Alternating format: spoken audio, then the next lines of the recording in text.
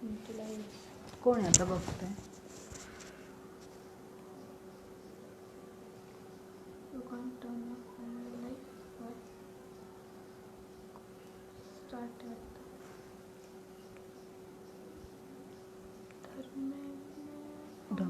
झालं का सुरू? टॅब इन्व्हाइट व्ह्यूवर सुरू झालं आहे ना? किती वाजले? 7 वाजले शार्प.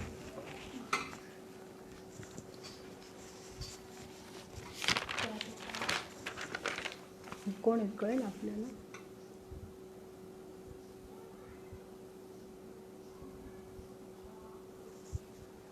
ठीक आहे, सुरू करायचं. 7 वाजले ना? किती वाजले?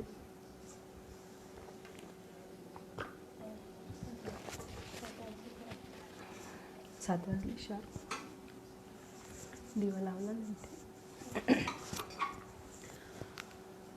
नमो तस्स भगवतो अर्हतो सम्मा संबुद्धस्स. नमो तस्स भगवतो अर्हतो सम्मा संबुद्धस्स. नमो तस्स भगवतो अर्हतो सम्मा संबुद्धस्स. संपूर्ण विश्वाला शांतीचा संदेश देणारे, जीवनमुक्तीचा सम्यक मार्ग दाखवणारे तथागत भगवान बुद्ध, बोधिसत्व डॉक्टर बाबासाहेब आंबेडकर, त्यागमूर्ती माता रमाई यांच्या क्रांतिकारी विचारांना त्रिवार विनम्र अभिवादन. त्याचप्रमाणे फेसबुक ऑनलाईन उपासक व उपासिका बंधू भगिनी यांना प्रेमपूर्वक सप्रेम जय भीम.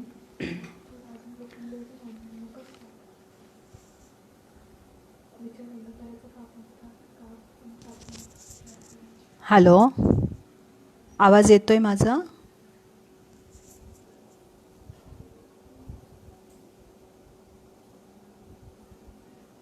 साक्षींना फोन करून विचार ना, बोल ना. हॅलो, दिसत नाही आहे मग ते मीन्स कॅमेरा सरळ ठेवू का? बरं ठीक आहे, करतो. मग मी करते, तुम्ही बघता का आता? आता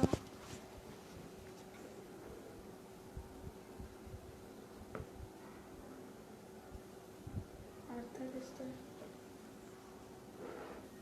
बघा. आता अजूनही नाही. ठीक आहे ना, दिसतंय ना.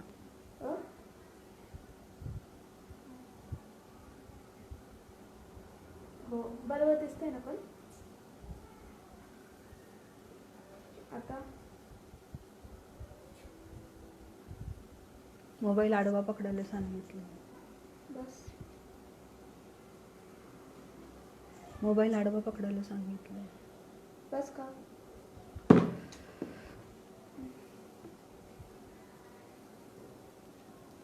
नाही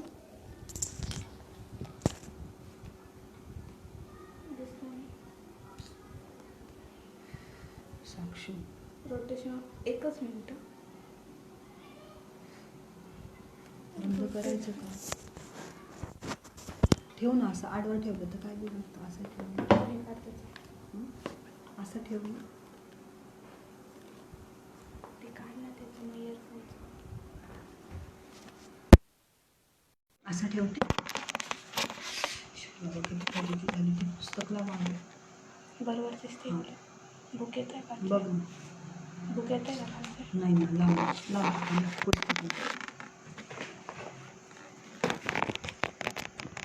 ठीक आहे, त्यांना विचार आता. बरोबर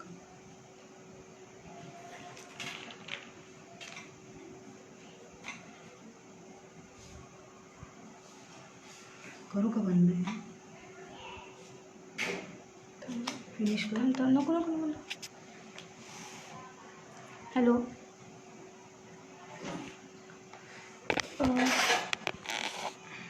आता बरोबर आहे ना? बस ना. हो नाही, हलवलं फक्त.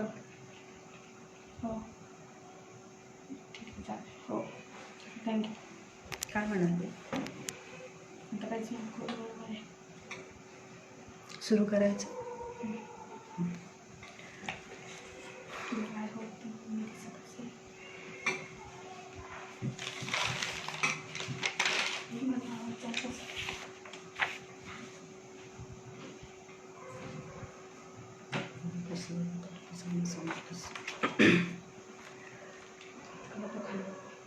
धम्मकाया फाउंडेशन आणि फेडरेशन एक विश्व बौद्ध मिशन या संस्थेतर्फे दिनांक 24 ते 27 मे 2020 या कालावधीत आपण आपल्या सर्वांच्या माता रमाई यांच्या स्मृतिदिनानिमित्त व्याख्यानमालेचे आयोजन केलेले आहे.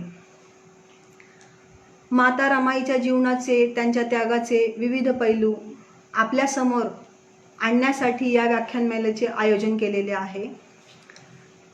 त्यानिमित्ताने आज दिनांक 25 मे 2020 रोजी मी ॲडव्होकेट संध्या मनोहर वाकचौरे, एक उपासिका धम्मप्रचारक, आपल्यासमोर माता रमाईच्या जीवनातील महत्त्वाचा पैलू आणि अत्यंत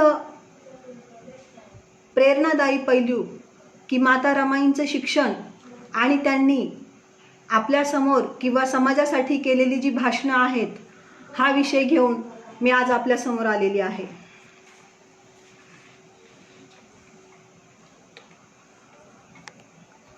समाजातील सर्वात जास्ती शिक्षण घेतलेला, सर्वात जास्त उच्च शिक्षित पुढारी डॉक्टर बाबासाहेब आंबेडकर यांच्या पत्नी यांचे शिक्षण म्हणजे त्यांचा पूर्ण जीवनपट आहे.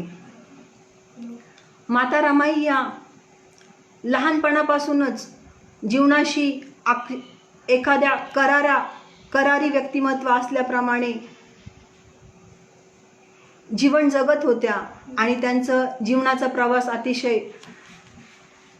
यशस्वीरित्या त्या करीत होत्या. त्यांचं अख्खं जीवन, आपण त्यांना त्यागमूर्ती म्हणतो, परंतु त्यांचं अख्खं जीवन, त्यांचं संपूर्ण जीवन आपल्याला वेगवेगळे धडे देतात आणि शिकण्यासाठी खूप साऱ्या गोष्टी आपल्यासमोर देतात. एक आव्हान म्हणून त्यांच्या जीवनाकडे आपण पाहू शकतो. माता रमाई जेव्हा लग्न होऊन घरी आल्या, त्यांच्या सासरी आल्या, सुभेदार रामजी बाबांच्या घरी आल्या, त्यांचे सासरे सुभेदार रामजी बाबा यांनी त्यांना सून म्हणून पसंत करून घरी आणलं. त्यानंतर माता रमाईंकडे माणसांची मनं जिंकण्याचं जे कसब होतं ते माणसांचं रिलेशन मेंटेन करण्याची त्यांना ट्रेनिंग घ्यावं, इतकं ते प्रखर आणि इतकं ते सुंदर कसब त्यांच्यामध्ये होतं. त्यांच्या वागण्यातनं, त्यांच्या बोलण्यातनं, त्यांच्या रिलेशनशिप मेंटेन करण्याच्या, नातेसंबंध जपण्याची त्यांची जी प्रवृत्ती होती, त्याने सगळ्या जीवनभर त्यांनी जी माणसं त्यांच्या सहवासात आली, जी माणसं त्यांच्या सोबत होती, त्या सगळ्यांना त्यांनी आपलंसं केलं होतं. सुभेदार रामजी बाबा सपकाळ यांचं घर हे अतिशय शिस्तप्रिय घर. संत कबीरांचे दोहे त्यांच्या घरात गाण्यापासून सुरुवात होत असे. अशा शिस्तप्रिय घरामध्ये सकाळची सुरुवात भल्या पहाटे उठून पूजा अर्चना, व्यायाम ह्या सगळ्या गोष्टींनी होत असे. त्या सगळ्या गोष्टी भीमाईने हसत हसत अंगीकारल्या आणि रमाई सगळ्यांची आवडती झाली. सुभेदार रामजी बाबा जे आहेत, त्यांना त्यांची जी निवड सून म्हणून जी निवड केली होती ती सार्थकी लागल्याचं समाधान त्यांना वाटलं आणि डॉक्टर बाबासाहेब आंबेडकरांना त्यांच्या पुढच्या प्रवासासाठी त्या छान साथ देतील अशी एक खात्री निर्माण झाली. माझा जो विषय आहे माता रमाईंचं शिक्षण. मित्रांनो, तसं पाहता माता रमाईंनी कधी शाळेत जाऊन शिक्षण घेतलं नाही, परंतु त्यांचा जीवनपट जर पाहिला आपण तर आजकालचे जे लोक आहेत, जे समाज आहे, त्याच्यामध्ये अक्षरशः PhD घेतलेले जे लोक आहेत, त्यांच्याकडे एवढी विद्वत्ता नसेल किंवा त्यांच्याकडे ते चातुर्य नसेल, त्यांच्याकडे ती समज नसेल, त्यांच्याकडे ते करारीपणा नसेल. इतका मोठा करारीपणा त्यांच्याकडे होता, माता रमाईंकडे होता. माता रमाईंचं शिक्षण हे अकॅडमिक नव्हतं, परंतु त्यांच्याकडनं शिकण्याजोग्यात गोष्टी इतक्या होत्या की ते स्वतःच एक शिक्षण संस्था किंवा एक शिक्षण विद्यापीठ, एक मोठं विद्यापीठ, ज्ञानाचं भांडार होत्या. त्यांच्याकडनं आपल्याला time management, business management, relationship management म्हणजेच वेळेचं नियोजन, व्यावसायिक नियोजन, एखादा निर्णय घेतल्यावर त्यावर ठाम राहण्याची जी गोष्ट आहे किंवा जी प्रगल्भता आहे ती त्यांच्याकडे होती. कॅरेक्टरशील किती महत्त्वाचं आहे हे त्यांच्या आचरणातनं दिसत होतं आणि ते सगळ्यांना सांगत होत्या. माता रमाई ह्या करारी व्यक्तिमत्व होत्या, स्वावलंबी व्यक्तिमत्व होत्या. त्यांनी बाबासाहेबांना नेहमी साथ दिली आणि बाबासाहेबांना लिटरली त्या सल्ला देत असत किंवा बाबासाहेब त्यांच्याशी विचार विनिमय करत असत. जी व्यक्ती डॉक्टर बाबासाहेब आंबेडकर, प्रकांड पंडित, संसदपटू, अर्थशास्त्रपटू, हे काही अडचण असेल किंवा काही गोष्टी बाबासाहेब माता रमाईंशी सल्लामसलत करून बरेचदा डिसिजन किंवा निर्णय घेत असत. मित्रांनो, शिक्षण हे कशासाठी घेतो आपण? महात्मा ज्योतिबा फुले यांनी सांगितलं होतं, शिक्षण हे आपल्याला, शिक्षण घेतल्याने आपल्याला चांगलं वाईट, पाप पुण्य, भलं बुरं, सत्य असत्य ह्या सगळ्या गोष्टी आहेत ह्या निवडता आल्या पाहिजेत, ह्या समजल्या पाहिजेत, त्या अंगीकारता आल्या पाहिजेत, सक्षमपणे अंगीकारता आल्या पाहिजेत. म्हणून आपण शिक्षण घेत असतो. शिक्षण हा माणसासाठी अक्षरशः तिसरा डोळा आहे, तिसरा चक्षु माणसाचा, तो तिसरी चक्षु ओपन करून तो नजर देत असतो एक चांगलं वाईट बघण्याची, पाप पुण्य बघण्याची. ती चांगलं वाईट समज, ती चांगली वाईट समज जी आहे ती शिक्षणातून येत असतं. माणूस शिक्षणाने संघर्ष करण्यासाठी, परिस्थिती हाताळण्यासाठी मजबूत होत असतो. माता रमाईंच्या जीवनात अनेक प्रसंग होते. त्यांनी खूप सारा संघर्ष केला, पण त्यांना ते माहीत होतं की आपण हा संघर्ष कशासाठी करत आहोत. ह्या संघर्षाचं फलित उद्या 7 कोटी अस्पृश्यांचं पूर्ण समाजाचा उद्धार करणार आहे आणि म्हणून त्यांना ते माहीत होतं की आपला हा संघर्ष कधीही वाया जाणार नाही आहे. ह्या संघर्षामुळे डॉक्टर बाबासाहेब आंबेडकर घडत आहेत आणि ते सगळ्या आपल्या अस्पृश्य समाजाचा उद्धार करणार आहेत हे त्यांना माहीत होतं. म्हणजे आपण काय करीत आहोत याची पूर्ण त्यांना माहिती होती, कल्पना होती आणि त्या अवगत होत्या त्या गोष्टींपासून. मित्रांनो, माता रमाई ह्या अत्यंत श्रद्धामय व्यक्तिमत्व होतं आणि खूप श्रद्धाळू होत्या. पंढरपूरचे जे विठ्ठल आहेत त्यांच्यावर त्यांची नितांत आणि दृढ श्रद्धा होती, परंतु ती श्रद्धा कधीही त्यांची अंधश्रद्धा झाली नाही किंवा अंधश्रद्धा त्यांनी होऊ दिली नाही. ती श्रद्धा ठेवत असताना त्यांना नेहमी चांगली वाईट, पाप पुण्य ह्या गोष्टींची ते माता रमाई ज्या आहेत त्या नेहमी सजग असत, जागृत असत की हे काय आहे, पाप पुण्य आहे, चांगलं वाईट, ह्या गोष्टी त्या समजून घेत असत. जेव्हा बाबासाहेबांचे थोरले बंधू बाळाराम जे आहेत ते त्यांच्या परिवारासह, ही घटना आहे, ते त्यांच्या परिवारासह पंढरपूरला जायला निघाले विठ्ठलाच्या दर्शनासाठी. तेव्हा माता रमाईंनी बाबासाहेबांची परमिशन किंवा त्यांची परवानगी घेण्यासाठी सांगितलं की सगळेजण चाललेले आहे आणि मलाही जायचं आहे. बाबासाहेबांनी त्यांना संमती दिली, पण त्यांनी हेही सांगितलं होतं, त्यांना कल्पना दिली होती की तुम्हाला जे दर्शन आहे ते फक्त कळसाचं लांबून दर्शन घेता येईल, तुम्हाला त्या गाभाऱ्यात जाता येणार नाही, तुम्हाला जवळ जाऊन विठ्ठलाचं दर्शन घेता येणार नाही असं त्यांनी सांगितलं होतं. कारण ही हिंदू समाज व्यवस्था तुम्हाला आपलं मानणार नाही, तुम्हाला ते दर्शन लांबून घेऊनच त्यावर समाधान मानावं लागेल. परंतु अनुभवासारखा दुसरा गुरु नाही ही उक्ती मनात ठेवून आणि त्या श्रद्धेच्या अनुषंगाने किंवा श्रद्धा होती त्या श्रद्धेनुसार माता रमाई पंढरपूरला गेल्या. पंढरपूरला गेल्यावर त्यांनी ते उघड्या डोळ्यांनी पाहिलं. त्यांच्यासोबत ज्ञानूबुवा हे जे दोहे गाणारे, भगवंताची वाणी गाणारे एक श्रद्धाळू व्यक्ती होते. ते सतत अभंग त्यांच्या तोंडी असायचे, ते खूप श्रद्धावान होते, हे देखील त्यांच्यासोबत होते. जेव्हा रमाई तिथे गेल्या पंढरपूरला तेव्हा त्यांनी त्यांचा अनुभव घेतला की त्यांना दर्शन हे लांबूनच घ्यावं लागलं. तेव्हा त्यांना दर्शन लांबून घ्यावं लागलं, त्यांना त्या मंदिरात जाता आलं नाही. कळसाचं दर्शन घेऊन त्यावरच त्यांना समाधान मानावं लागलं. बाबासाहेबांनी सांगितलं होतं की तुम्ही जेव्हा तिकडे चालला आहात तर कॉलेरासारखा आजार वगैरे होऊ शकतं, पाणी तिकडचं दूषित असतं, म्हणून तुम्ही जाताना एक लस टोचून घ्या, वॅक्सिन लावून घ्या तुम्हाला स्वतःला. परंतु त्यांच्या ज्या मोठ्या जाऊबाई होत्या, त्या जाऊबाईंनी म्हणाले की माझी पंढरपूरच्या जे विठ्ठल आहेत त्यांच्यावर श्रद्धा आहे आणि माझा विठ्ठल मला काही होऊ देणार नाही. परंतु ही त्यांची अंधश्रद्धा ठरली आणि त्यांनी स्वतःला वॅक्सिन लावून घेतलं नव्हतं, म्हणून त्यांना कॉलरा झाला आणि त्यात त्या गेल्या.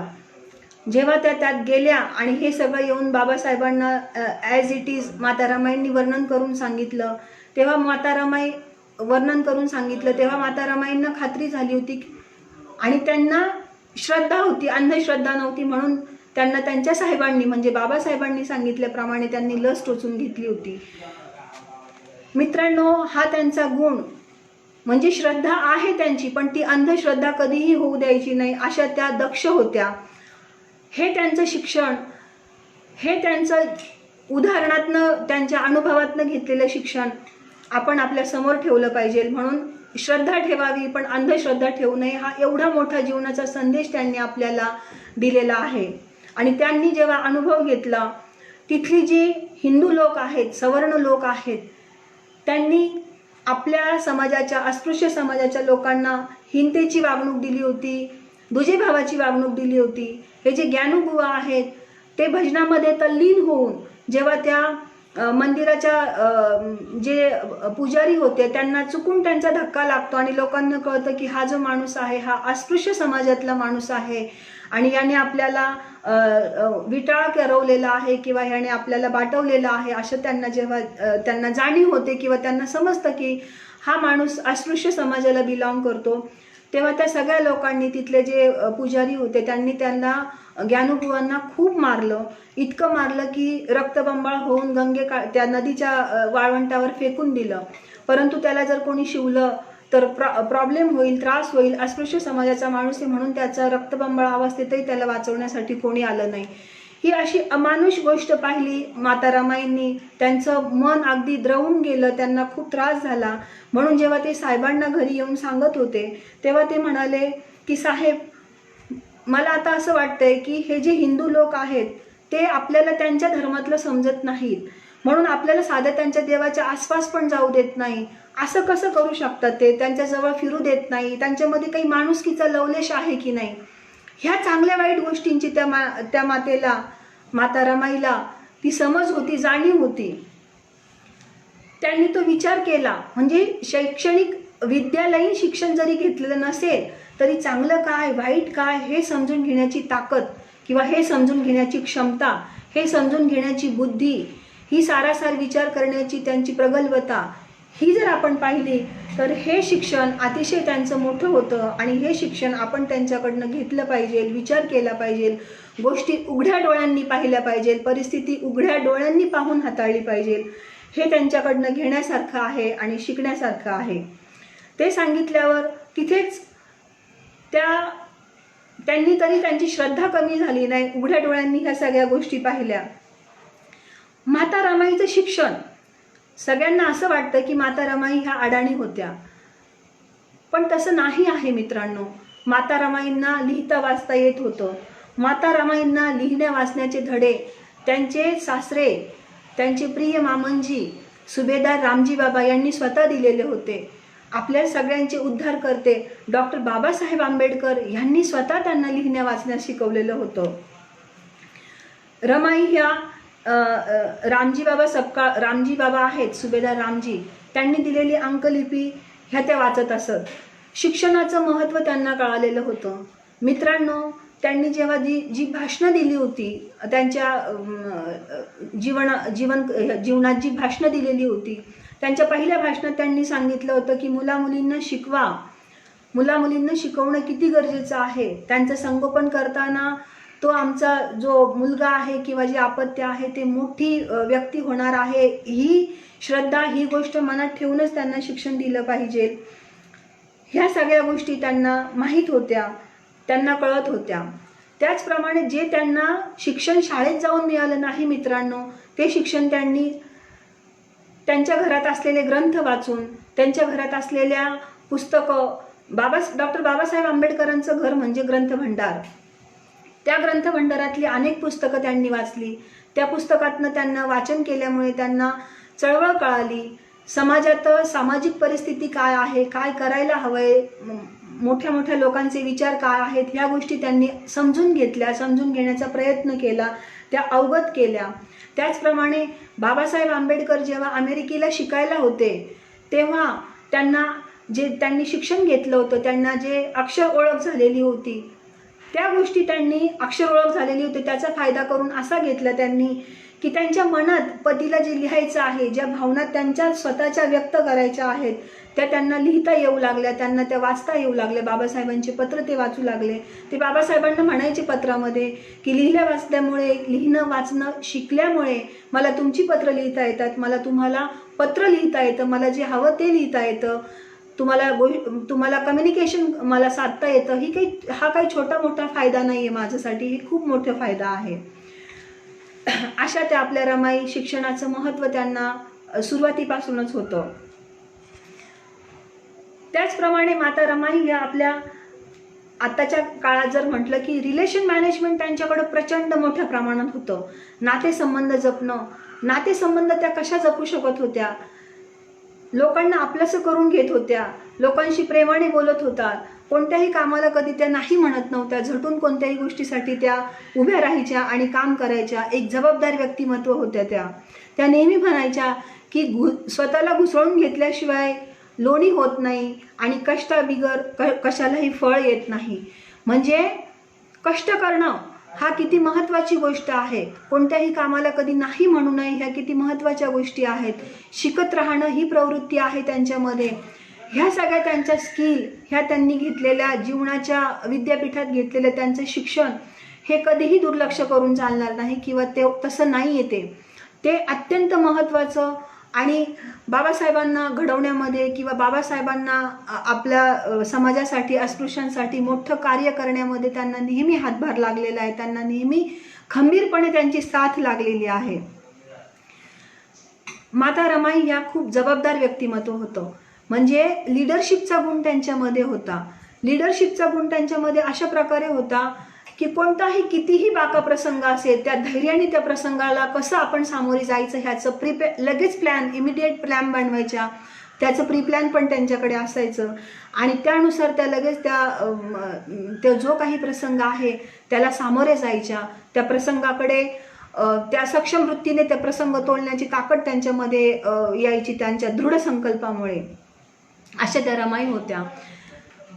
माता रमाईने त्यांचं कुटुंब, जे मी आता सांगितलं की रिलेशनशिप मॅनेजमेंट हे त्यांचं शिक्षण अतिशय अत्यंत महत्त्वाचं आणि त्यातनं शिकण्यासारख्या गोष्टी घेण्यासारखं आहे.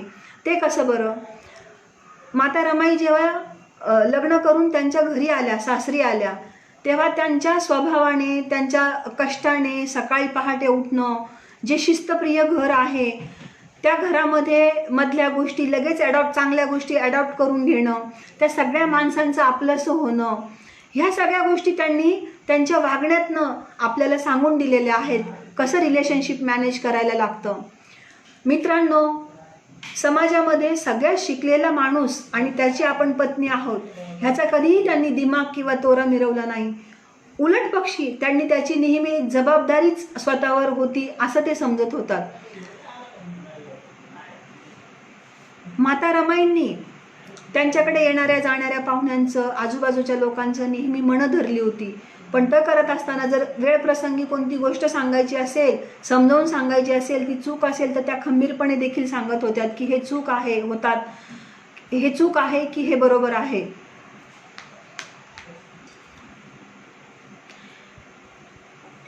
रिलेशनशिप मॅनेजमेंटमध्येच मी सांगेल की आजकाल जर आपण पाहिलं तर ह्या ज्या सुशिक्षित म्हणवून घेणाऱ्या, सगळ्यासाठी नाही, बरेच त्याला अपवाद आहेत, म्हणवून घेणाऱ्या ज्या मुली असतात, नवतरुणी असतात, त्यांची अपेक्षा असते की माझा नवरा एवढा वेल एज्युकेटेड आहे, छान त्याला नोकरी आहे, त्याने फक्त आपलं घर, आपलं सुख, आपलं समाधान ह्याच्यापुरता विचार केला पाहिजे, मला कसं राणीसारखं ठेवलं पाहिजे हा विचार असतो.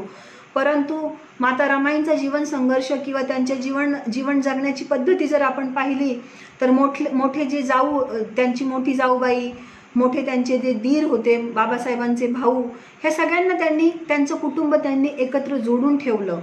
त्यांनी जसं यशवंताला माया दिली, प्रेम दिली, तसंच त्यांनी मुकुंदाला, जो पुतण्या होत्या लक्ष्मीबाई आणि आनंदराव यांचे चिरंजीव, त्यांना पण त्यांनी तेवढीच माया, प्रेम दिलं. त्यांनी कधी दुजेभाव केला नाही किंवा त्यांच्यामध्ये तफावत समजून घेतली नाही.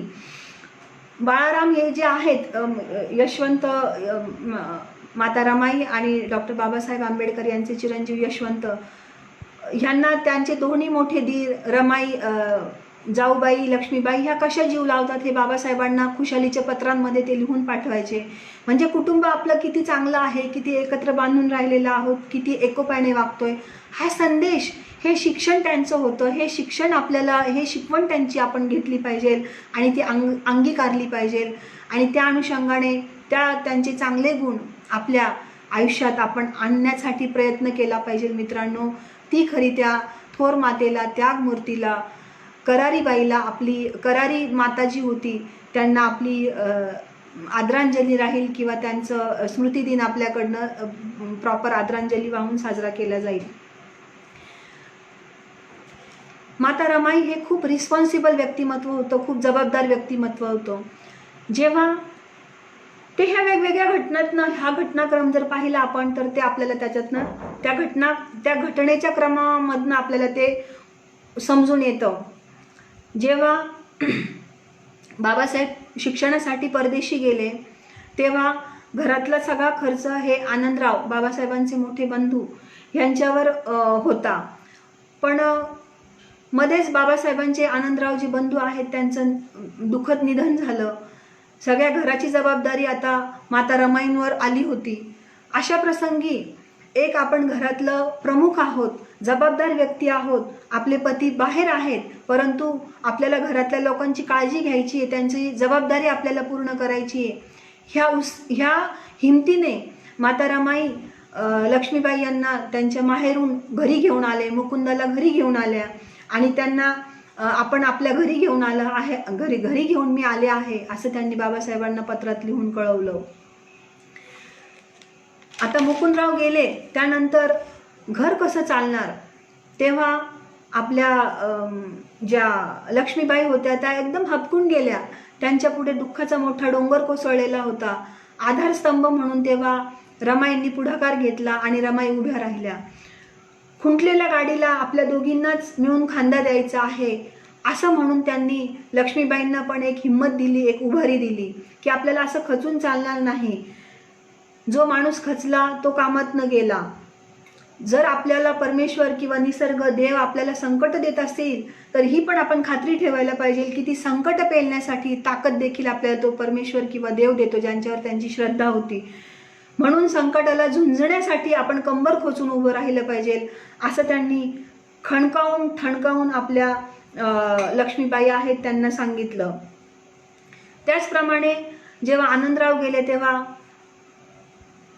हे सगळे गुण म्हणजे त्यांचं शिक्षण होतं. रमाबाईंचे हे सगळे गुण की आता घरात कुणी नाही आहे, आपली थोरले दीर गेलेले आहेत, थोरल्या जाऊबाईंना घेऊन येणं आपली जबाबदारी आहे, ही त्यांची निर्णय क्षमता, स्पॉन्टिनियसली लगेच त्यांनी निर्णय घेणं आणि त्याप्रमाणे ठाम निर्णय घेऊन त्याच्यावर अंमलबजावणी करणं आणि ते अंमलबजावणी केलेल्या गोष्टी व्यवस्थित पुढे तडीस नेणं, हा त्यांचा गुण आणि हे त्यांचं शिक्षण आपण अंगीकारलं पाहिजे, आपल्यामध्ये घेण्याचा प्रयत्न केला पाहिजे.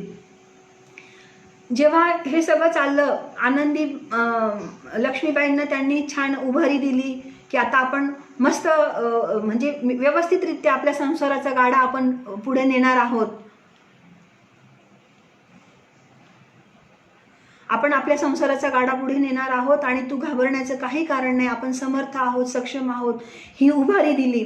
त्याच दरम्यान न्यूयॉर्कवरून डॉक्टर बाबासाहेब आंबेडकरांची एकामागे एक अशी 2 काळजीची पत्र आली की आता तुमचं कसं होणार आहे. मला तुमची काळजी वाटते, तुमचा उदरनिर्वाह कसा होणार आहे, तुमच्यासोबत आता कोणी खंबीर तिथे तुमच्या मागे नाही आहे धीर देण्यासाठी. ह्या सगळ्या गोष्टी जेव्हा त्यांना बाबासाहेबांनी कळवलं आणि तुमचं काय आहे ते मला लगेच म्हणजे तुमची जी खुशाली किंवा तुमची परिस्थिती काय आहे ती मला उलटपटापाली लगेच कळवा, असं जेव्हा पत्र बाबासाहेबांचं आलं, लगोलग 2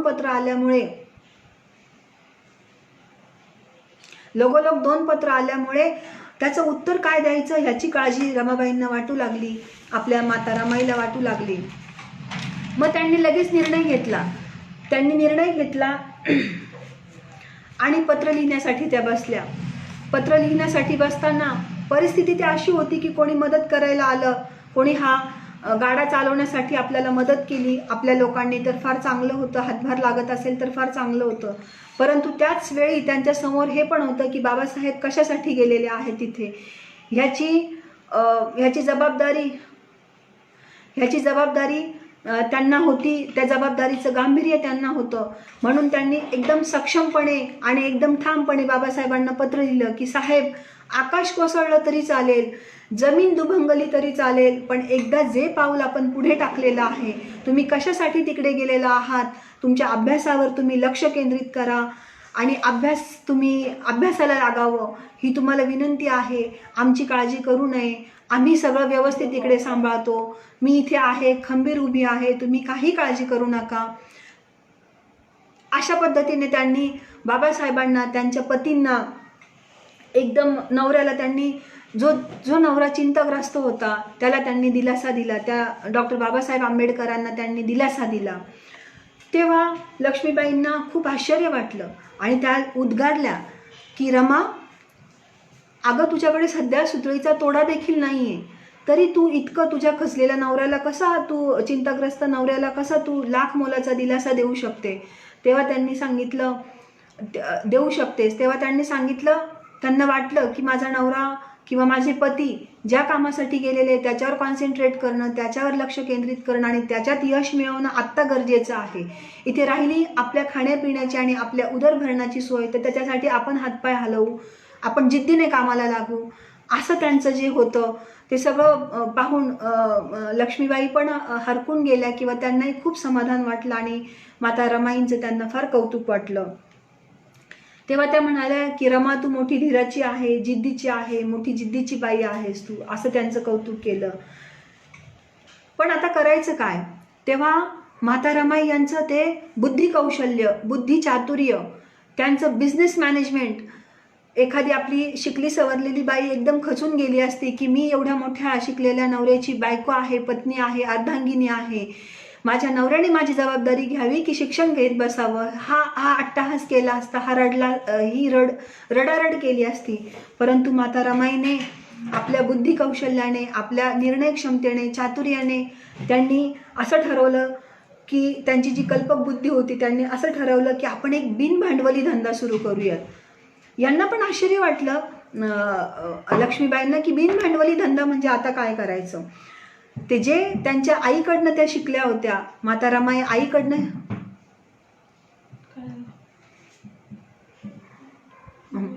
त्यांच्या आईकडनं जे चालू ठेवलेलं होतं त्यांनी त्यांच्या आईकडनं जे शिक्षण घेतलेलं होतं की त्यांची आई शेणी गोळा करून त्याच्या गौऱ्या थापून त्या विकून त्यांचा उदरनिर्वाह चालत असे. मग त्या म्हणू लागल्या लक्ष्मीबाईंना की शेणी आपण स्वतः विकत न आणता ती आपण जाऊन वरळी आणि लालबाग ह्या ठिकाणी जाऊन ती आपण शेणी गोळा करून आणायची आणि समोरच्या पडक्या भिंतीवर त्याच्या गौऱ्या थापायच्या आणि त्या गौऱ्या ज्या आहेत त्या विकून आपला उदरनिर्वाह होऊ शकतो. मग त्यांनी लगेच त्या धाडसी बाईने, त्या डोकेबाज बाईने लगेच तो धंदा सुरू केला आणि त्याच्यावर मोठ्या हिमतीने ते काम सुरू केलं आणि त्यांचं सुरू झाला तो व्यवसाय, तो बिझनेस त्यांचा सुरू झाला. अशा प्रकारे त्यांचं कल्पकता होती. म्हणजे ज्या लहानपणी गोष्टी शिकल्या होत्या त्या की त्याच्यातनं आपल्या, आणि त्यांनी उघड्या डोळ्यांनी, लहान जरी होत्या त्या, बालमन जरी त्यांचं होतं तरी त्यांनी त्याचा आपण बिझनेस करू शकतात ही त्यांची बुद्धिचातुर्य वापरून त्यांनी त्या आपल्या लोकांचं उदरभरण करण्यासाठी त्या गोष्टींचा वापर करून वापर करून त्यांनी त्या संसाराचा गाडा पुढे नेला होता. अशा त्या साध्वी रमाई खूप महान आपल्या आई आपल्याला लाभल्या होत्या. त्याचप्रमाणे आपण म्हणू की रमाईचं शिक्षण जे म्हणू की एक बिझनेस मॅनेजमेंट, मास्टर की केलेल्या माणसाला एवढं बिझनेस मॅनेजमेंट जमणार नाही असं ह्या माऊलीचं बिझनेस मॅनेजमेंट होतं, हे आपल्याला दिसून येतं. त्याचप्रमाणे हातात आलेल्या पैशांचा कसा विनियोग करायचा म्हणजे मनी मॅनेजमेंट आपण त्याला म्हणू शकतो. ते मनी मॅनेजमेंट त्यांच्याकडे इतकं उत्कृष्टरित्या त्या करत होत्या की त्याला कशाचीही जोड देता येणार नाही. म्हणजे खरंच कितीही शिकलेल्या माणसाला तेवढ्या प्रभुत्व वापरून ते करता येणार नाही असं त्यांच्याकडे ते मनी मॅनेजमेंट होतं. डॉक्टर बाबासाहेब आंबेडकर जेव्हा प्राध्यापकाची नोकरी करत होते, त्यांना पगार झाला, त्यांचं पेमेंट आलं. ते पेमेंट आणून त्यांनी माता रमाईंकडे दिलं की हे पेमेंट घे. तेव्हा त्यांचा कृतज्ञ भाव जागा झाला. त्यांनी ते पेमेंट घेतलं आणि सासरे जे आहेत त्यांचे सुभेदार रामजी बाबा यांच्या फोटो पुढे नेऊन ठेवलं आणि म्हणू लागल्या की मामनजी, हे सुख पाहिलं तुम्ही हवे होतात, तुम्ही असं आम्हाला सोडून जायला नव्हतं पाहिजे. सुखाच्या दिवसात त्यांनी त्यांची आठवण काढली. म्हणजे किती कृतज्ञ भाव त्यांच्यामध्ये होता. तेव्हा जेव्हा त्यांनी ते पैसे संसारासाठी खर्चायला सुरुवात केली तेव्हा त्यांना हे पण भान होतं किंवा हे पण त्यांना जाणीव होती की आपल्या पतींना पुढे जाऊन अजून शिक्षण घ्यायचंय, परदेशात जाऊन शिक्षण घ्यायचंय. तर हे सगळे पैसे खर्च करून चालणार नाही. तशी कल्पना डॉक्टर बाबासाहेब आंबेडकरांनी पण त्यांना दिली होती की आपल्याला एकदम सगळे पैसे खर्च करून चालणार नाही, त्यामुळे चंगळवाद करणं चालणार नाही. म्हणून माता रमाईंनी तो संसार आहे, संसाराचा गाडा आहे, तो अतिशय काटकसरीने त्यांना जशीची सवय होती त्या काटकसरीचा वापर करून त्यांनी केलेला आहे. बरं, नियोजन त्यांचं इतकं उत्कृष्ट होतं. त्यांनी ठरवलेलं, माता रमाईंनी ठरवलेलं जे नियोजित ध्येय होतं ते साधण्यासाठी हवे ते कष्ट उपसण्याची त्यांची तयारी होती. जेव्हा बाबासाहेबांनी तो पगार त्यांच्या हातात आणून दिला तेव्हा त्यांनी सगळ्यांसाठी कपडा लत्ता सगळं घेतलं आणि जे आवश्यक गोष्टी आहेत त्या घेतल्या. त्यानंतर फक्त दर महिन्याला 50 रुपये एवढाच खर्च ते बाबासाहेब त्यांना देत होते. त्या 50 रुपयांचं पण त्यांचं मनी मॅनेजमेंट अशा पद्धतीचं होतं की त्यातले त्या 5 रुपये बाजूला काढून ठेवत असत. ते 5 रुपये बाजूला काढून ठेवण्याचं कारण, जर आणीबाणीची वेळ आली, अकस्मात काही आपल्याला खर्च करावा लागला तर ते खर्च आपल्याला उचलता आला पाहिजे, तेव्हा आपली पळापळ नको व्हायला, हे त्यांचं प्री प्लॅन होतं. 5 रुपये बाजूला काढून ठेवायच्या आणि त्यांनी 5 रुपये बाजूला काढून ठेवल्यानंतर जे उरलेले पैसे होते 45 रुपये, त्याच्या त्या 30 पुड्या बांधायच्या आणि त्या प्रत्येक पुडीमध्ये 1.5 रुपये असायचा. त्या 1.5 रुपयापेक्षा जास्ती खर्च त्यांचा होता कामा नये, म्हणून त्या होता कामा नये किंवा जास्त खर्च झाला नाही पाहिजे त्या बाबासाहेबांनी दिलेल्या पैशातनं. जर ते काही कमी पडत असेल तर त्या शेणी विकणं किंवा बाकीचे त्यांना जे उत्पन्नाचं साधन होतं तिथनं ते पैसे वापरायचे, परंतु त्या 1.5 रुपयापेक्षा जास्ती त्यांनी काही खर्च केलेला नसायचा. त्या 30 पुरचुंड्या त्या महिन्याभर चालवायच्या आणि अशा प्रकारे ते पैसे जमवून किंवा पैशांचा सुयोग्य विनियोग करायचे, सुयोग्य वापर करायचे आणि ते सत्कारणी लावायचे किंवा सत्कारणी आणि योग्य पद्धतीने त्यांचं ते असायचं, खर्च असायचा. अशा प्रकारे त्यांची कमांड होती.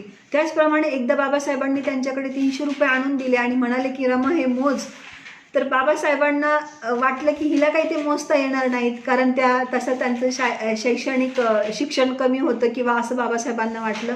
पण ह्या अति हुशार आणि चतुर आपल्या रमाईने त्याच्या 20-20 रुपयांच्या असे बंडल बांधले आणि ते बाबासाहेबांसमोर ठेवले आणि अशा पद्धतीने ते किती पैसे आहेत, काय आहेत, ह्या गोष्टी समजून घेण्याचा त्यांनी प्रयत्न केला होता त्यांच्या चतुराईने. एवढंच नाही तर रमाईंचं शिक्षण म्हटल्यावर, रमाईंचं एज्युकेशन म्हटल्यावर ते सतत शिकत राहण्याची त्यांची प्रवृत्ती होती. ह्या गोष्टी आपण त्यांच्याकडनं शिकून घेतल्या पाहिजे किंवा त्यांच्या गोष्टी ते गुण आहेत ते आपण अंगीकारले पाहिजे. चालू घडामोडी, राजकारण, समाजकारण आदी विविध विषयांवर चर्चा होत असे. रमाबाई ह्या एक चाणक्य श्रोत्या होत्या. फक्त चर्चेमधनं समाजकारण काय चालू आहे, सध्या आजूबाजूला काय परिस्थिती चालू आहे, ह्या सगळ्या गोष्टींकडे त्यांचं लक्ष असायचं आणि त्या चर्चेमध्ये ते भाग घ्यायच्या, अशा त्या उत्कृष्ट श्रोत्या होत्या. जेव्हा 1920 साली बाबासाहेब लंडनला गेले होते, तेव्हा पुन्हा रमाईंवर संसाराचा गाडा आणि संसाराचा भार आला होता. तो गाडा सक्षमपणे चालवण्यासाठी पुन्हा रमाईंना काबाड कष्ट करावे लागणार होते. तेव्हा पुन्हा त्यांनी शेणी थापण्याचं आणि याचं काम केलं. त्यांच्यासोबत त्यांची धाकटी बहीण गौरा, धाकटा भाऊ शंकर, यशवंत, मुकुंद हे आणि लक्ष्मीबाई अशी कुटुंब असायचे. असं त्यांचं एकत्र कुटुंब होतं. त्या जे काही आपल्या घरात अन्न असेल ते अन्न 4 भाकरी जर बनवल्या किंवा 4 भाकरी बनवल्या की त्या 3 भाकरी ज्या आहेत त्या 3 मुलांना वाटून द्यायच्या आणि 1 भाकरी या तिघी मिळून खायच्या. अशा पद्धतीने त्यांनी दिवस काढलेत आणि अशा पद्धतीने त्यांनी सगळं मॅनेज करण्याचा प्रयत्न केला. कधी कधी तर त्यांना उपाशी राहावं लागत होतं. पण ही निग्रही आणि करारी ज्या आपल्या माता रमाई होती, त्यांनी त्याची वाच्यता कधी बाहेर होऊ दिली नाही किंवा लोकांना सांगू लागल्या नाही. लोक म्हणतील की एवढ्या शिकल्या सवरलेल्या माणसाची बायकोला कसे दिवस आलेत, असं लोक म्हणून साहेबांना नावं ठेवू नयेत, साहेबांना खाली पाहण्याची वेळ येऊ नये, साहेबांना अपमान सहन करावा लागू नये म्हणून त्या कुणालाही सांगत नव्हत्या. त्या अत्यंत सोशिक, आबोल पण तेवढ्याच आज्ञाधारक होत्या. अशा त्या रमाई आपल्या, त्यांचे जे शिक्षणाचे गुण आहेत ते आपण जर आपल्यामध्ये घेतले तर खूप आपली प्रगती होणार आहे आणि खूप त्याचा उपयोग होणार आहे.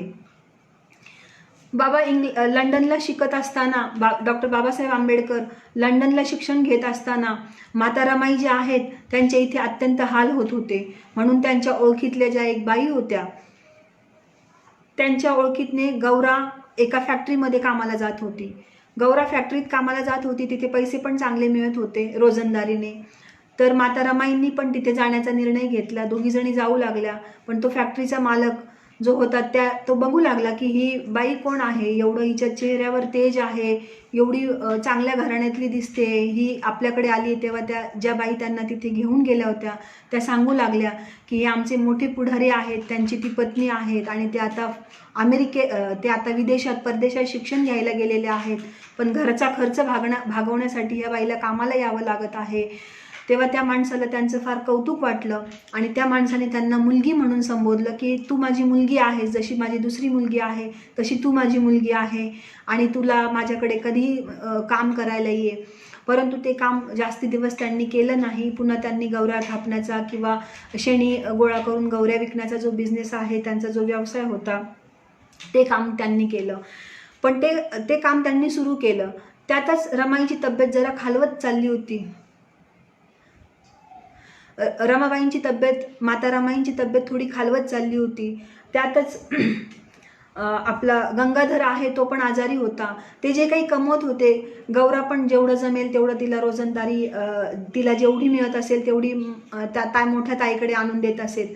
त्यांचा भाऊ शंकर हा पण स्टोव रिपेअर करण्याच्या किंवा स्टोवच्या पिना, ते वायसर वगैरे विकून जे काही पैसे मिळतील, तसा तो लहानच होता, जे काही पैसे मिळतील तो त्यांच्याकडे आईकडे आणून देत होता आणि त्या आपल्या रमाईकडे आणून देत होता आणि त्याच्यावर त्यांचा उदरनिर्वाह चालत होता. गंगाधर हा त्यांचा मुलगा आजारी असल्यामुळे कधी कधी माता रमाईला बाहेर कामाला जाता येत नव्हतं. त्याची काळजी देखभाल करणं गरजेचं होतं. तेव्हा त्यांचे अत्यंत हलाखीचे दिवस सुरू झाले. तेव्हा गौरा त्यांना म्हणाली की ताई, अक्का, आपण जे फॅक्टरीत कामाला जात होतो ते चांगलं होतं, तिथनं 2 पैसे जास्त मिळत होते, ते तू बंद करायला नको पाहिजे होतं, असा जरा तिने त्रागाच केला. तेव्हा माता रमाईंनी सांगितलं की तिथे लोकांच्या नजरा ह्या मला न पटणाऱ्या वाटल्या होत्या किंवा तिथलं जे वातावरण होतं ते चांगलं वातावरण मला वाटलं नाही. गौरा, शील जे आहे, कॅरेक्टर जे आहे ते सगळ्यात महत्त्वाची गोष्ट आहे. आपलं शील जे आहे ते पृथ्वी मोलाचा दागिना आहे आणि हा दागिना आपण खूप जीवापाड जपला पाहिजे. अशा प्रकारे त्यांनी शिलाबद्दल आपल्याला शिलाचं महत्त्व सांगितलेलं आहे की वेळप्रसंगी पैसे कमी मिळाले तरी चालेल, पण ज्या गोष्टींनी आपलं आपल्याला तिथे आपलं शील सुरक्षित नाही असं वाटत असेल तर आपण त्या गोष्टींना बायपास केलं पाहिजे किंवा त्या गोष्टींपासून लांब राहिलं पाहिजे. आज अशा प्रकारे त्यांनी तो आपल्याला कॅरेक्टरचं महत्त्व समजून सांगतात, शीलाचं महत्त्व समजून सांगतात. जेव्हा त्यांचा मुलगा गंगाधर औषधाविना गेला, साक्षू हे काय झालं आता, औषधाविना गेला, त्यांचा मुलगा औषधाविना गेला, जो वाणी होता किंवा जो किराणा देणारा होता त्याने उधारी देणं बंद केलं आणि खूप हालाकीचे दिवस सुरू झाले त्यांचे, मुलगा गेला. हे जेव्हा समाजातील लोकांना कळालं, कार्यकर्त्यांना कळालं, तेव्हा त्यांनी मदतीचा हात म्हणून माता रमाईंना काही पैशांची थैली घेऊन आले. परंतु ही आपली करारी आणि स्वाभिमानी बाई, आपली आई, त्यांनीच त्या लोकांना सांगितलं की तुम्हाला कोणी सांगितलं की आमची खूप हाल अपेष्टा सुरू आहे, असं काही नाही आहे, आम्ही छान जगतो आहोत, चांगलं चाललं आहे, आमचं सुखाने आमचं चाललेलं आहे असं त्यांनी सांगितलं. आणि त्या लोकांना त्यांनी सांगितलं, जे आपल्याकडे जे पुढारी किंवा जे कार्यकर्ते पैशांची थैली घेऊन आलेले होते, म्हणे ह्या पैशांचा सुयोग्य वापर तुम्ही आपलेच एखादी बोर्डिंग असेल, आपलंच एखादी वसतिगृह असेल, तिथल्या मुलांना तुम्ही ती मदत द्या, त्यांना त्याचा जास्त उपयोग होईल आणि हा पैसा जास्ती चांगला सत्कारणी लागेल असं माता रमाईंनी सांगितलं. जेव्हा त्यांना पैशांची गरज होती तरी त्यांनी ते पैसे आलेले त्यांनी नाकारलं. हे किती मोठी शिकण्याची गोष्ट आहे, त्यांच्याकडनं खूप मोठी शिकण्याची गोष्ट आहे. ह्या माऊलीने आपल्यासाठी जी आपण त्यागमूर्ती म्हणतो ती त्यागमूर्ती आहे, पण तो त्याग त्यांनी तुमच्या माझ्यासाठी मैत्रिणींनो केलेला आहे, बंधू भगिनींनो आपल्यासाठी त्यांनी त्याग केलेला आहे. आणि तो त्याग आपण कधीही त्या त्यागाला विसरता कामा नये. तर आपण त्या त्यागाला त्यांच्या विसरलो तर ते कृतज्ञता होईल आणि ते आपण कधीही करू नये. त्या एवढ्या दृढ संकल्पी होत्या की एखादी गोष्ट करायची ठरवली तर त्या करणार, त्या करण्यापासून त्यांना कोणी थांबवू शकत नव्हतं. त्यांना त्यांच्या पतीची म्हणजे डॉक्टर बाबासाहेब आंबेडकरांची नेहमी काळजी वाटत असे. जेव्हा महाडचा सत्याग्रह होता, त्या महाडच्या सत्याग्रहाच्या वेळेस त्यांनी हट्ट धरून बसल्या, किंवा हट्ट म्हणण्यापेक्षा त्यांनी असं ठरवून ठेवलं होतं की बाबासाहेबांच्या संरक्षणासाठी किंवा आपणही स्त्री म्हणून त्या सत्याग्रहात भाग घेतला पाहिजे, ह्यासाठी आपण त्यांच्यासोबत जायचं. त्यांनी लक्ष्मीबाईंना सांगून ठेवलं होतं की आपले ट्रंकेमध्ये जे कपडे लत्ते आहेत ते पॅक करून ठेवा. बाबासाहेबांनी जर सांगितलं तर आपल्याला लगेच निघावं लागेल आणि आपल्याला जायचंच आहे. ह्या संदर्भात त्या बाबासाहेबांशी बोलल्या, परंतु बाबासाहेबांनी त्यांना असं सांगितलं की तुला तिथे येऊन काय करणार आहेस तू. तर त्या म्हणाल्या की आम्ही जे सगळे आपले याचे जे कार्यकर्ते आहेत त्यांच्यासाठी स्वयंपाक करू.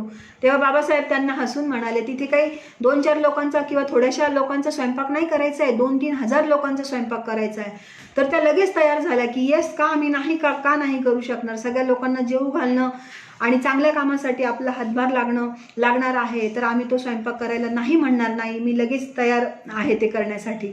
परंतु बाबासाहेब कामाच्या धावपळीमुळे आणि त्यांच्या व्यस्त गोष्टींमुळे त्यांना घेऊन जाऊ शकले नाही.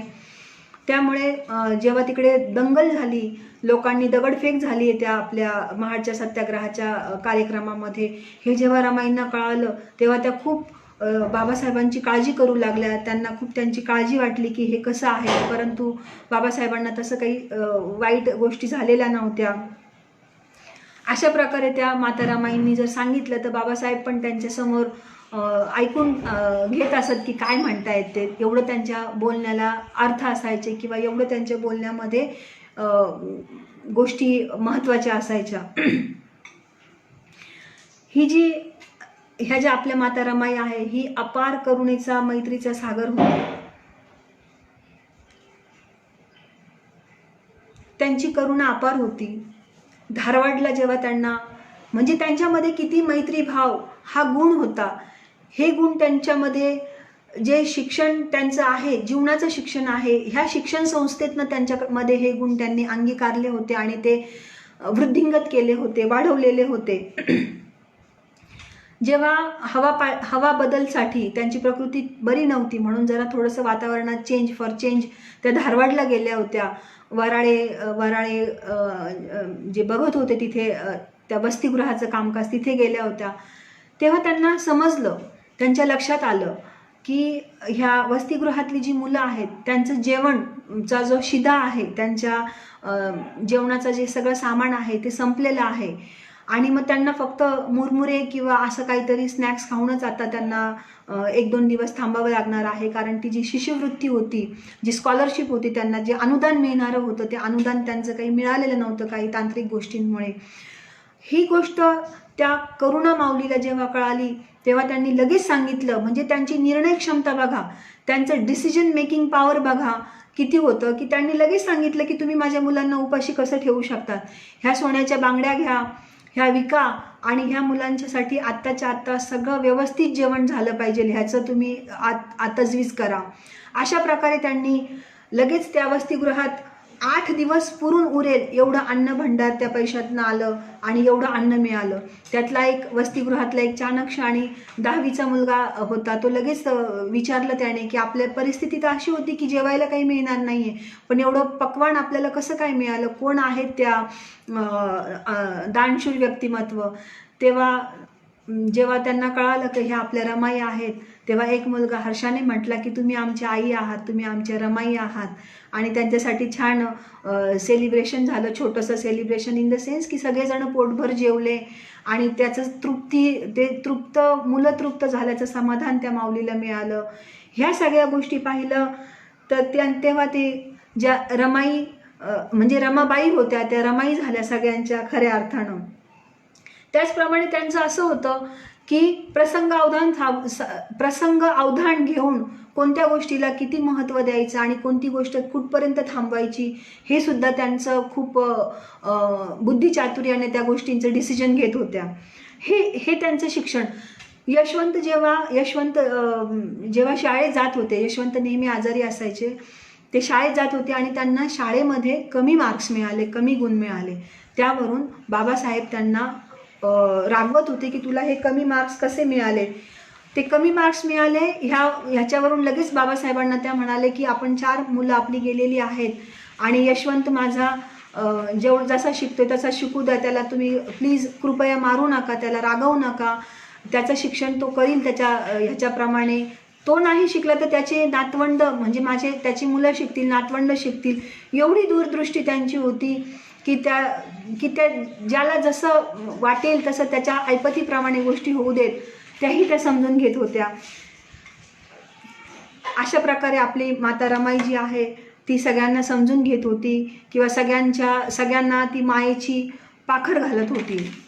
माता रमाई ज्या होत्या त्यांच्यावर डॉक्टर बाबासाहेब आंबेडकरांचं खूप प्रेम होतं. त्यांच्यावर खूप प्रेम होतं, प्रेमाने ते त्यांना रामूच म्हणत असत. तेव्हा डॉक्टर बाबासाहेब आंबेडकर एकदा म्हणाले की रामू, जर तू गेलीस मला सोडून तर मी संन्यासी होईल, मला हे संसार चांगला वाटणार नाही किंवा मला त्याच्यात रस राहणार नाही. तेव्हा ह्या आपल्या माता रमाईने सांगितलं, असं म्हणून तुम्हाला चालणार नाही, असं तुम्हाला म्हणता येणार नाही. आपल्या अस्पृश्य समाजाच्या लोकांचा तुम्हाला उद्धार करायचा आहे आणि त्यासाठी तुम्हाला कदापि संन्यास घेता येणार नाही, असं खणकावून तिने सांगितलं. मामंजींचं स्वप्न तुम्हाला पूर्ण करायचं आहे, वडिलांचं स्वप्न पूर्ण करायचं आहे, त्यामुळे असं तुम्ही म्हणून तुम्हाला चालणार नाही. तेव्हा डॉक्टर बाबासाहेब आंबेडकर म्हणायचे, संत तुकाराम जसं आपल्या आवली आणि संत तुकाराम यांची जशी कपल होतं, जोडी होतं, संत कबीर आणि लोई रामजनिया यांची जशी जोडी होती, यांनी जशी त्यांना साथ दिली म्हणून संत कबीरांनी, संत तुकारामांनी अभंग लिहिले, संत कबीरांनी दोहे रचले, जे अजूनपर्यंत माणसाच्या आयुष्याला एक वेगळी कलाटणी देणारे आहेत, एक वेगळी विचारधारा निर्माण करणारे आहेत. तसं तू मला साथ देते, तशी तू मला साथ देते. महात्मा ज्योतिबा फुलेंना जशी सावित्रीबाईंनी साथ दिली, माता सावित्रीने साथ दिल्यामुळे आज आम्ही शिकू शकलो, तशी साथ डॉक्टर बाबासाहेब आंबेडकरांना ह्या माऊलींनी दिलेली आहे. हे त्यांचं जीवनक्रम जे आहे तेच एक अख्खं चालतं बोलतं संपूर्ण महाविद्यालय आहे, विद्यापीठ आहे असं आपण म्हणू शकतो. जेव्हा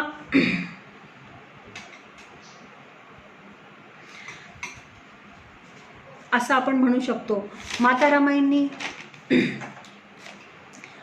रमाईंनी त्यांच्या पूर्ण ह्याच्यामध्ये त्यांच्या लाईफ टाईममध्ये 2 महत्त्वाची भाषणं दिलेली होती. ती 2 महत्त्वाची भाषणं म्हणजे अशी होती की पहिल्यांदा त्यांनी जे भाषण केलं होतं ती 2 भाषणं मित्रांनो आपल्या सर्वांसाठीच एक संदेश देणारी आहे, एक प्रेरणा देणारी आहे. ते काय होतं की महिला मंडळाची जी सभा होती त्या सभेमध्ये माता रमाईंना पहिल्यांदा भाषण द्यायचं होतं. ते भाषण देताना त्यांनी त्यांची तयारी पूर्ण व्यवस्थित केलेली होती आणि सायंकाळी ते भाषण होतं तेव्हा त्या भाषण देण्यासाठी गेल्या. भाषण देण्यासाठी जेव्हा माता रमाई गेल्या जाण्याच्या आधी मामनजी पतिदेव यांच्या प्रतिमेला त्यांनी वंदन केलं, त्यांचे आशीर्वाद घेतले आणि त्या जेव्हा भाषण देण्यासाठी उभ्या राहिल्या तेव्हा त्यांनी आपल्या सगळ्यांना एक संदेश दिलेला आहे. तो संदेश म्हणजे इतका महत्त्वाचा आहे, त्याच्यावर खूप गांभीर्याने विचार करण्याजोगा तो संदेश आहे. त्यांनी बंधू भगिनींनो त्यांनी आपल्यावर जबाबदारी टाकलेली आहे. जेव्हा त्या भाषण करण्यासाठी उभ्या राहिल्या तेव्हा त्यांनी सांगितलं होतं की चळवळ जी आहे, सामाजिक जी चळवळ आहे त्या चळवळीमध्ये स्त्रियांचा सहभाग असणं अत्यंत गरजेचं आहे. ती स्त्रियांचा सहभाग जर नसेल तर ती चळवळ थांबून जाईल, ती छावणी थांबेल. त्यांनी सांगितलं होतं की हे दल पुढे जाण्यासाठी स्त्रियांचा सहभाग असणं अत्यंत गरजेचं आहे. हे दल जर स्त्रियांचा सहभाग जर नसेल तर हे दल पुढं सरकणार नाही. स्त्रियांचा सहभाग नसेल तर ही छावणी हलणार नाही. ही छावणी म्हणजे काय आहे? ही छावणी म्हणजे एक दल आहे, एक मिशनरी आहे आणि आपण एक त्याचे मिशनरी आहोत. आपल्या खांद्यावर त्यांनी ही जबाबदारी टाकलेली आहे की आपण ह्या चळवळीमध्ये सक्रिय सहभाग घेतला पाहिजे. महात्मा फुले म्हणत होते की चांगलं काय वाईट काय हे सांगण्यासाठी किंवा हे समजून घेण्यासाठी शिक्षणाची आवश्यकता असते, शिक्षणाची गरज असते. ते शिक्षण माता रमाईने घेतलं होतं आणि महात्मा फुलेंनी ज्या गोष्टी सांगितल्या, शिक्षणाचं महत्त्व सांगितलं होतं, ते शिक्षण आयुष्यामध्ये जीवनामध्ये आणलं होतं. ती पूर्ण म्हण माता रमाईंच्या जीवनाला लागू पडते. त्यांनी क्रांती कशावर अवलंबून असते? क्रांती त्यागावर अवलंबून असते हे त्यांनी सांगितलं होतं. कोणत्याही प्रकारचा त्याग करावा लागला तरी मागे पुढे बघायचं नाही. क्रांती करायची असेल, समाजामध्ये बदल घडवून आणायचा असेल तर हे त्यांनी त्या भाषणामध्ये सांगितलं होतं. ते भाषणामध्ये सांगत असताना त्यांची ती शैली इतकी छान होती की त्यांनी एक गोष्ट सांगितली होती, जी गोष्ट त्यांना डॉक्टर बाबासाहेब आंबेडकरांनी सांगितली होती. काय गोष्ट होती ती? की एक ग्रीक देवता होती डिमेटर म्हणून. ती ग्रीक देवता पृथ्वी तलावर जन्म घेते आणि एक राणी आपल्या मुलाला सांभाळण्याचं काम त्या ग्रीक देवतेकडे देते. तर ती ग्रीक देवता त्या बाळाला खूप प्रेमानं सांभाळत असते आणि त्या बाळाला तिने देव करण्यासाठी तिची इच्छा असते. म्हणून ती जी ग्रीक देवता आहे डिमेटर, ती रोज सगळेजण झोपल्यावर दारं खिडक्या बंद करीत असे आणि त्या बाळाला पाण्यातनं हळूच काढून त्याला विस्तवावर ठेवत असते, आगीवर ठेवत असते. त्यामुळे ही कहाणी आहे. त्यामुळे झालं काय की ते बाळ होतं त्याला आग पेलण्याची, त्याच्याशी डील करण्याचं सामर्थ्य निर्माण होत होतं, देव पण निर्माण होत होतं.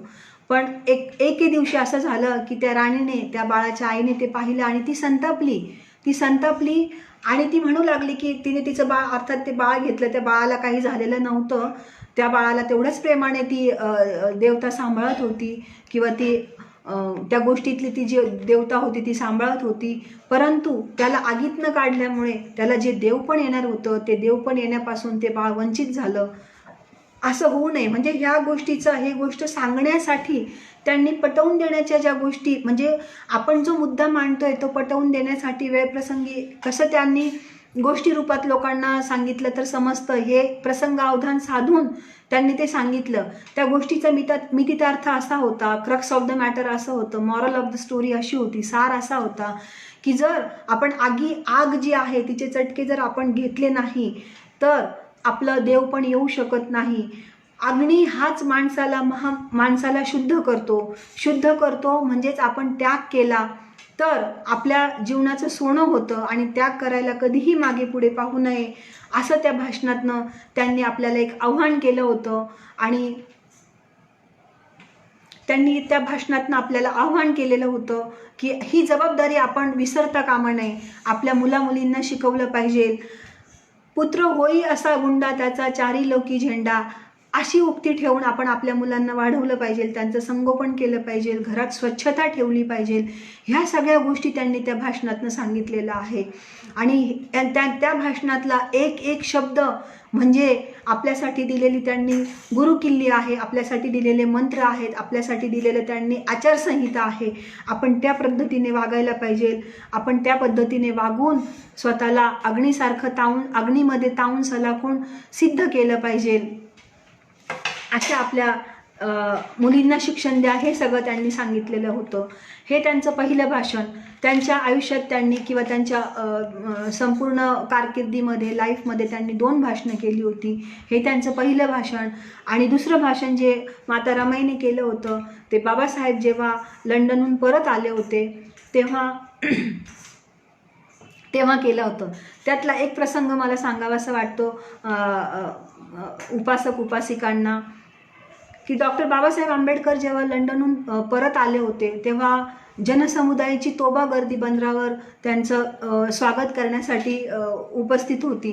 त्या स्वागत करण्यासाठी माता रमाई पण आलेल्या होत्या. आणि रमाईंनी हातात फुलांचा सुगंधित फुलांचा हार घेऊन एका बाजूला शांततेने बाजूला कोपऱ्यात उभ्या होत्या. सगळं वेलकम वगैरे झालं, भाषण झाली, रमाईंचं भाषण झालं, बाबासाहेबांचं भाषण झालं. आणि त्यानंतर बाबासाहेबांनी त्यांच्या रामूला विचारलं की रामू, तू हे काय केलंस? तू आज हा म्हणजे हे तू फेटा नेसून आलीस ह्या कार्यक्रमाला. तर तेव्हा रमाई म्हणाल्या की तो फेटा म्हणजे अबाउट टू साडी आहे, तो साडी एवढाच आहे, थोडासा कमी आहे. पण त्यांची ती नेसण्याची पद्धत इतकी पद्धतशीरपणे त्यांनी नेसलं होतं की तो फेटा, ती साडी म्हणजे फेटा आहे हे कुणाच्या लक्षात देखील आलं नाही. आणि ते ते बाबासाहेबांना सांगत होत्या की ते कुणाच्या लक्षात देखील आलेलं नाही आहे. परंतु तेव्हा बाबासाहेब म्हणाले, अगं हा फेटा नेसण्याच्या ऐवजी तू त्यांच्या बहिणीकडनं किंवा कुणाकडनं तरी तू साडी घ्यायची होती मागून. तेव्हा माता रमाईंनी उत्तर दिलं की ती साडी मी कशी मागू शकते? माझ्या म्हणजे तुमच्या वेलकमसाठी, तुमच्या स्वागतासाठी येताना मी दुसऱ्यांचा भरजरी शालू नेसला आहे, दुसऱ्यांचा भरजरी शालू नेसून मी तुमचं वेलकम करायला आले. हे जर लोकांना कळालं किंवा ज्या बाईची मी ती साडी घेतलेली ती म्हणेल की ती साडी माझी नेसलेली आहे, ती भरजरी शालू माझा नेसलेला आहे, तर ते मला चालणार नाही. ते माझ्या साहेबांच्या गोष्टी म्हणजे माझ्या साहेबांना त्याने कमीपणा येऊ शकतो. म्हणजे हा त्यांचा स्वाभिमान आहे की माझं छोटंसं जरी असेल तरी ते मी इतकं पद्धतशीरपणे नेसेल की कोणाच्या लक्षात पण येणार नाही आणि कोणाकडे मागण्याची मला गरज पण पडणार नाही. ह्या गोष्टी आपण त्यांच्याकडनं शिकण्यासारख्या आहेत. तर त्यांनी तो जो फेटा होता, भरजरी फेटा महाराजांनी दिलेला बाबासाहेबांना, तो फेटा नेसून त्या अतिशय उत्तम रीतीने नेसून त्या स्वतःला प्रेझेंट केलं होतं आणि तिथे त्यांनी भाषण पण दिलं होतं. पण त्यांना हे मान्य नव्हतं की कोणी म्हणेल की माझी साडी घालून ह्या बाई वर उभ्या आहेत आणि हे तिथे त्या समारंभात उभ्या आहेत. खरंच अशा प्रकारे त्या महान मातेचं जेवढं आपण गुण घेऊ आपल्या अंगी तेवढं आपलं कल्याण आहे. माता रमाईंचं जे दुसरं भाषण आहे ते भाषण ह्याच वेळेस त्यांनी केलं होतं. ते भाषण पण त्यांनी अगदी म्हणजे त्यांना तिथे स्टेजवर जे बाबासाहेबांचं वेलकम झालं, जी सभा सुरू झाली, सभा सुरू होताना बाबासाहेबांच्या जेव्हा त्यांना स्वागत करायचं होतं तेव्हा माता रमाई सगळ्यांच्या शेवटी उभ्या होत्या आणि सगळ्यांचं आटोपल्यावर त्यानंतर शेवटी गेल्या आणि त्यांनी बाबासाहेबांना पुष्पहार घातला. तो हार घालत असताना त्यांची नजर बाबासाहेबांच्या चेहऱ्याकडे नव्हती तर त्यांच्या पायाजवळ होती. बाबासाहेबांच्या पायाजवळ नजर होती आणि तो हार त्यांनी अगदी सगळ्यांच्या शेवटी घातला. हे सगळं जनताचे जे संपादक आहेत सहस्रबुद्धे जे आहेत त्यांनी पाहिलं आणि सभेमध्ये ते म्हणाले की माता रमाईंना त्यांनी 2 प्रश्न केले की माता रमाईंनी त्यांचं हे सांगावं, मनोगत सांगावं की मला हे 2 प्रश्न पडले की जो आपला सगळ्यात प्रिय, सगळ्यात आवडती व्यक्ती जी एवढ्या लांबून मोठ्या परदेशातनं प्रवास करून येत आहे ती आलेली आहे. ती आलेली असताना तिला पाहण्यासाठी सर्वांच्या आधी न जाता तुम्ही सगळ्यात शेवटी उभं राहिलात. आणि दुसरी गोष्ट की तुम्ही जेव्हा बाबासाहेबांना हार घातला, पतिदेवांना हार घातलं, त्यांचं वेलकम केलं, तेव्हा तुम्ही त्यांच्या चेहऱ्याकडे न बघता तुम्ही त्यांच्या पायाकडे, बुटांकडे बघत होतात. तर ह्याचं काय कारण आहे हे तुम्ही जर आम्हाला सांगितलं तर फार बरं होईल. एकदम अचानक पणे त्यांच्यावरती भाषण करण्याची तिथे वेळ आलेली होती. पण जर आपण बोललो नाही तर आपल्याला बोलता येत नाही. एवढ्या शिकल्या सवरलेल्या माणसाच्या पत्नीला बोलता येत नाही असं म्हणणं, त्यांना ते असं आपल्यावर म्हणजे हे येणं, काय त्याला म्हणतात, असं आपल्याला कोणी म्हणणं ते त्यांना चालणारं नव्हतं. आणि जास्त बोललं तर ते योग्य बोललं गेलं पाहिजे ह्याचा सुवर्ण मध्य साधून त्या भाषणाला उभ्या राहिल्या. आणि त्यांनी सुरुवात केली की सहस्रबुद्धे साहेबांनी जे 2 प्रश्न मला विचारलेले आहेत त्यांचं मी उत्तर देईल. आपल्या सगळ्यांचे पुढारी डॉक्टर बाबासाहेब आंबेडकर व इथे जमलेल्या बंधू भगिनींना अभिवादन करून त्यांनी त्यांच्या भाषणाची सुरुवात केली होती. आणि त्यांनी सांगितलं होतं की ज्या व्यक्तीला पाहण्यासाठी जी व्यक्ती सगळ्यांनाच लगेच दिसेल असं नाही आहे. लांबून लांबून लोक आलेत, खूप आशा ठेवून लोक आलेत की बाबासाहेबांचं आम्हाला दर्शन होणार आहे, त्यांना मला पाहायला मिळणार आहे, त्यांच्याशी जवळून आम्हाला संवाद साधता येणार आहे. आम्ही त्यांना स्वतः पुष्पहार घालून फुलांचं गुच्छ देऊन आम्ही त्यांचं वेलकम करणार आहे. जी व्यक्ती आमच्या उद्धारासाठी आमच्यासाठी एवढं लांब जाऊन एवढे कष्ट घेऊन शिक्षण घेत आहे, ती व्यक्ती एवढ्या आशेने लोक येणार आहेत. आणि मी त्यांना ती पाहण्याची, ती व्यक्तींना भेटण्याची संधी देणं मला उचित वाटलं होतं. म्हणून मी सगळ्यांच्या शेवटी त्यांचं दर्शन घेण्यासाठी किंवा त्यांना वेलकम करण्यासाठी, त्यांचे स्वागत करण्यासाठी मी सगळ्यांच्या शेवटी उभी राहिले होते. हे एक त्याचं पहिलं कारण आहे. आणि दुसरा प्रश्न आहे की तुम्ही त्यांच्या चेहऱ्याकडे, तुम्ही बाबासाहेबांच्या, डॉक्टर बाबासाहेब आंबेडकरांच्या चेहऱ्याकडे न बघता त्यांच्या पायाकडे तुम्ही बघताय, तुमची नजर तिथे होती, ह्याचं काय कारण आहे. ह्याच्यावर पण त्यांनी इतकं सुंदर उत्तर दिलेलं आहे. ते उत्तर असं होतं की डॉक्टर बाबासाहेब आंबेडकरांनी समाज सुधारणेचं कंकण हाती घातलेलं आहे, कंकण लिहिलेले आहेत आणि त्या श्रद्धेने, त्या भावनेने ते उभे राहिलेले आहेत. मी त्यांच्याकडे डोळे भरून बघेल, त्याला माझी नजर नको लागायला, कारण एवढ्या सगळ्या 7 कोटी जनतेचा त्यांना उद्धार करायचा आहे. हे एवढं मोठं काम त्यांना करायचं आहे. म्हणून त्यांना माझी नजर लागू नये म्हणून मी ते खाली बघत होते मी, असं त्यांनी समर्पक उत्तर दिलेलं होतं. अशा पद्धतीने माता रमाई ज्या आहेत त्यांनी ते भाषण केलं होतं. आणि त्या भाषणानंतर एकच मिनिट,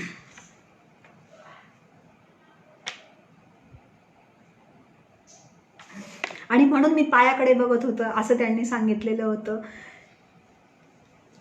अशा प्रकारे त्यांनी ते जे उत्तरं देऊन त्यांचे जे मनोगत व्यक्त केलं होतं, म्हणजे डॉक्टर बाबासाहेब आंबेडकर कोणतं कार्य करतायत, ते समाजाच्या उद्धारासाठी किती महत्त्वाचं आहे, त्याला चुकूनही आपली नजर लागू नये एवढं ह्या मातेचं हृदय एवढं मोठं होतं.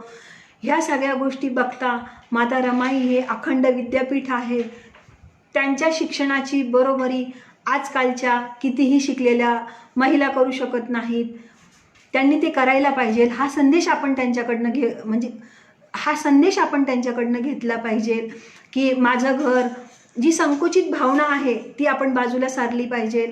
अख्खं विश्व किंवा आपल्या समाजाचा उद्धार होण्यासाठी, मानवजातीचा उद्धार होण्यासाठी अखंड परिश्रम घेतले पाहिजे. तीच माणुसकी आहे आणि त्यातच सगळ्या गोष्टी सामावलेल्या आहेत. चंगळवाद किंवा खूप लाईफचा आनंद वेगळ्या पद्धतीने घेणं ह्यात काही अर्थ नाही, ते मानव जीवनाचं सार्थक नाही आहे. अशा प्रकारे ह्या महान मातेनं इतकं सुंदर आपल्याला आपले जे आराध्य आहेत, आपले जे उद्धारकर्ता आहेत त्यांना साथ दिलेली आहे, खंबीरपणे साथ दिलेले आहे. त्यांच्या शिक्षणाची बरोबरी आपण कोणत्याही डिग्रीसोबत करू शकत नाही. त्या डिग्रीच्या खूप पुढचं माता रमाईचं शिक्षण आहे. त्या इतक्या हजरजबाबी होत्या, इतक्या हुशार, एवढ्या मोठ्या माणसाच्या सानिध्यात वाढलेल्या त्या होत्या की त्यांचं आजकालचं शिक्षण आणि त्यांच्या त्या बुद्धिमत्तेची आपण बरोबरी करू शकणार नाही आहोत.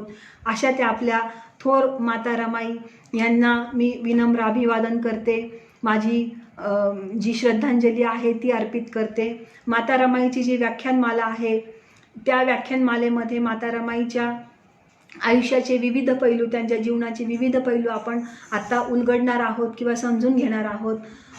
उद्या कालच यांचं आपल्या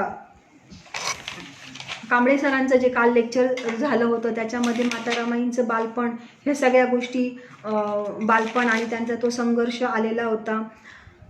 उद्या माता रमाईच्या जीवनातले जे सुखद क्षण होते, जे त्यांनी एन्जॉय केले होते, जे त्यांच्या आयुष्यातले खूप सुखद आठवणी, गोड गोष्टी घेऊन आलेल्या होत्या, त्या जीवनाबद्दल उद्या व्याख्यान ठेवलेलं आहे.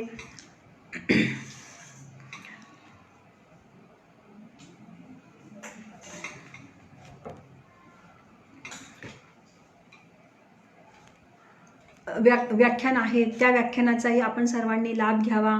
धम्मकाया, त्याचप्रमाणे आपल्या माता रमाई ज्या आहेत, आपण दरवर्षी जेव्हा श्रद्धेने, जेव्हा डॉक्टर बाबासाहेब आंबेडकर आहेत, त्यांच्या आंबेडकरांचे जे दादरला चैत्यभूमी आहे तिथे जातो, तिथनंच 3 किलोमीटर अंतरावर माता रमाईंचं स्मारक आहे.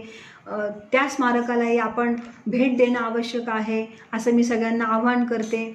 कारण त्यांनी आपल्यासाठी खूप मोठा एक विचारांचा वारसा दिलेला आहे, आपल्याला एक कोड ऑफ कंडक्ट दिलेला आहे, लाईफ जगण्यासाठी गोष्टी दिलेल्या आहेत. माता रमाई या खूप जबाबदार व्यक्तिमत्व होत्या. तिथे पण आपण भेट दिली पाहिजे, तिथे पण गेलं पाहिजे, तेही आपलं एक श्रद्धास्थान आहे असं मी सगळ्यांना आवाहन करते. धम्मकाया फाउंडेशन आणि फेडरेशन, एक विश्व बौद्ध मिशन यांनी मला जी आज आपल्यासमोर व्यक्त होण्याची, रमाबाईंना सांगण्याची जी संधी दिली त्यासाठी मी त्यांचे शतशः आभारी आहे. एवढं बोलून मी माझे माता रमाईंच्या पवित्र विचारांना अभिवादन करून माझे 2 शब्द संपवते. सगळ्या उपासक उपासिकांनी मला शांततेने फेसबुक लाईव्ह ऐकलं त्याबद्दल मी त्यांचे आभारी आहे. सप्रेम जय भीम. नमो बुद्धाय. करू फिनिश दीदी? तिकीट कम